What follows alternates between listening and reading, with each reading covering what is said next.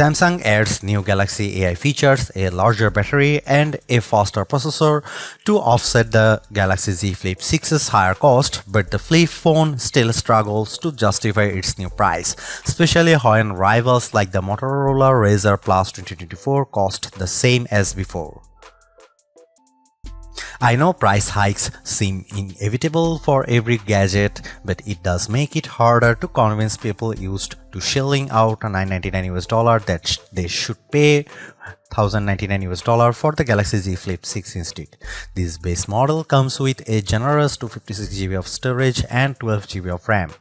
If you demand more, there is also the 512GB option, which raises the cost to a whopping $1,219. This inherently is a disadvantage for the Flip 6, especially when its closest competition is the $999 Motorola Razr Plus 2024. You also need to remember that the Galaxy Z Flip 6 is competing with other traditional flagship slates in the $999 range like the iPhone 15 Pro and Pixel 8 Pro. Pre-orders for the Galaxy Z Flip 6 are available right now, with the phone going on sale at Amazon, Best Buy, Samsung.com and other wireless carriers on July 24. There are a total of 4 color options to choose from: silver, shadow, yellow, blue and mint. Samsung.com also features a trio of exclusive colors crafted black, white and peach. At first glance, it doesn't look like much has changed with the design of the Galaxy Z Flip 6, which sports a familiar trim and aesthetic as last year's Galaxy Z Flip 5. The phone remains incredibly compact when closed, and its armor aluminum frame gives the Flip a solid feel in the hand. However, the Galaxy Z Flip 6 is not as ergonomic as I'd like because its flatter edges. The only visible difference with the design this time around is how the outlines of the camera lenses are accented by the same paint job as the phone, giving the phone a much more pleasing contrast. Speaking of trims, I really like the pastel-like color Samsung's using for the Galaxy Z Flip 6, like my blue colored review unit. It's better made too, with a matte finish that prevents smudges and fingerprints from darting up the Z Flip 6. The size and design of the flex window also looks identical to late year, complete with the same fin cutout on the bottom right where the cover display meets the cameras. While this gives a design identity for the Galaxy Z Flip 6, I was hoping that Samsung would follow Motorola's lead by increasing the display size even more. Samsung did increase the Flip 6's durability with a new dual rail hinge design, giving the phone a more responsive feel whenever I close it. More importantly, however, the crease in the middle of the phone is much more subdued. In fact, I'd argue it's less noticeable than the Razr Plus 2024 crease. My only gripe about the Galaxy Z Flip 6 design is that it's notoriously hard to open because of its flat edges and the tight seam between the two sides.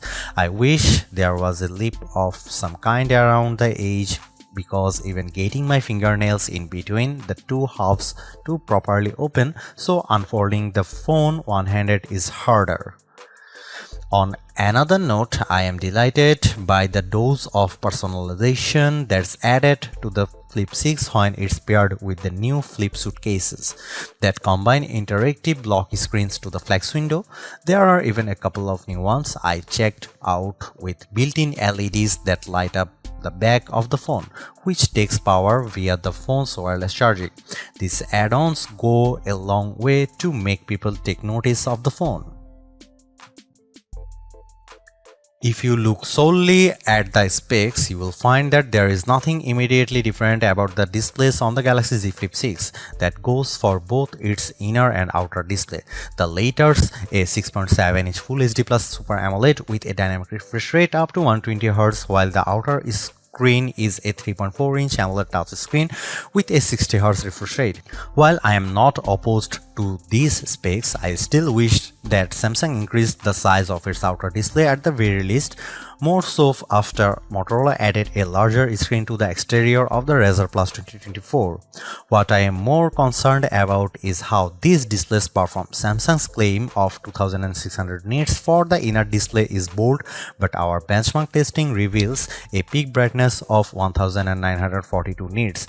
I'm actually impressed by the result because it surpasses the Galaxy Z Flip 5's 1504 nit reading, which means the Z Flip 6 is much easier to see outdoors on sunny days. However, the Z Flip 6 doesn't get as bright as Motorola Razr Plus 2024 peak output of 2158 nits. Holding the two side by side is one another and playing the same video, my eyes can easily tell the Razr's screen is brighter than the Flip's. That's also true of the phone's outer displays, as Motorola's larger, more detailed panel is a notch brighter in plain view of the sun. Despite this, I do prefer how the Galaxy Z Flip 6's Super AMOLED display casts the better contrast and punchier colors, perfect for watching videos or the occasional gaming season. The 3.4-inch flex window on the Galaxy Z Flip 6 becomes more customizable than before. Not only can you swipe through the various widgets on this display, but there is now the option to combine multiple widgets into the one home screen layout, making it much more convenient to see important things without opening the phone. I also love the new interactive lock screens that respond to touch and movement, like one with a donut that moves around the lock screen whenever you tilt or rotate the Galaxy Z Flip 6. While all of these new personalization options with the flex window are great, accessing full apps still requires a workaround that involves downloading the Good Lock app. Although it requires a few steps to set up, I'm still confused why Samsung neglects to make this a native feature, because it gives the flex window more utility. For example, it's perfect for when I just want to scroll my social media apps to watch endless video reels while I'm sitting on the train headed for my next stop.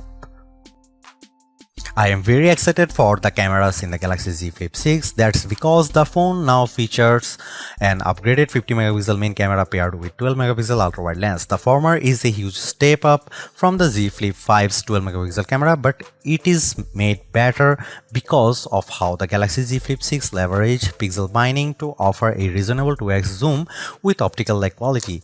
This is the smarter way to approaching the camera, seeing that it effectively offers the range in most triple camera setups, but with a more compact dual camera arrangement instead. There is also a new camcorder mode, just like on the Razr Plus 2024, that gives a nostalgic feel when the phone's folded in the halfway position, complete with zoom control at your fingertips. Another new feature is the intelligent way the Galaxy Z Flip 6 can frame my shots with AI zoom. No matter who I am shooting, whether it's just myself or a group of people, the AI zoom will automatically frame the shot correctly. Similar to Samsung's Galaxy S flagships, the Galaxy Z Flip 6 benefits from a rich camera app that's filled with all the modes you'd want in a phone and a few extras like hyperlapse, dual recording, and portrait video. There is even a pro video mode with full manual control, which few camera apps offer. I also love how the flex window can be turned on to act as a preview screen, making it perfect for blogging and self-recordings. As a videographer, these features are a tremendous help.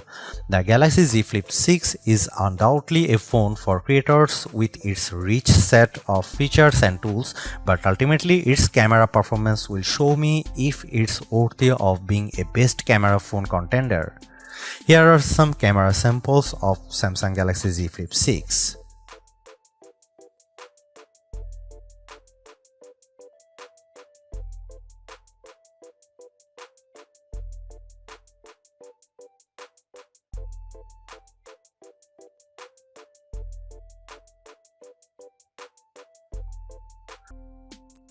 I genuinely like the Galaxy Z Flip 6. It's a charming flip phone with more utility than the average slate, while it's still offering one of the best-in-class cameras among foldables. There are also the handful of new Galaxy AI features that add a dash of extra convenience into the mix. Despite all of this, it's hard to overlook how Samsung is demanding $100 more for this phone with a higher cost in tow. The Galaxy Z Flip 6 doesn't convince me enough that it's doing more or performing better than the competition, and I don't have to look far because the Razr Plus 2024 proves my point. Not only does it have a much longer battery life and brighter screen, Motorola still manages to throw in a larger, high-resolution outer screen. Given the $100 premium this foldable now commands, I was hoping for so much more with the Z Flip 6 to make it a compelling reason for people to upgrade or switch to it. Unless you find a deal that's hard to pass up, Samsung doesn't do as good of a job at convincing me that there is $100 worth of improvements in this year's device.